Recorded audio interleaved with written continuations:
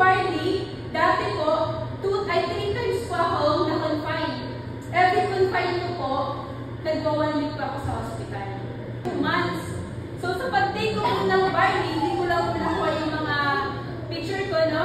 Pag-take ko po ng barley, natulungan ko ako. At ilan po sa mga ka-work ko before, nagtatanong sila, hindi ka na atake ng hygiene, hindi ka na atake ng sakit ng tiyan mo, kasi tiyan po yung nagiging problema ko nun.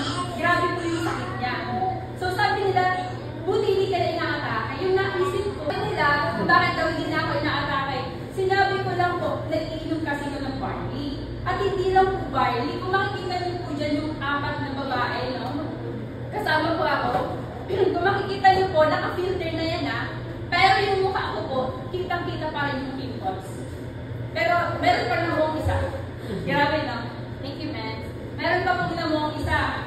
Ano po yung ginagawa ko dati? Habang nag-take po ako, ginagawa ko din po siyang face mask. Baka may kakilala kayo na nagkaroon din ng pimples, katulad ko po, at katulad po ng ilan ng members dito. I-introduce nyo lang po yung barley. Kasi baka isa din po sila sa matutulungan, katulad po namin.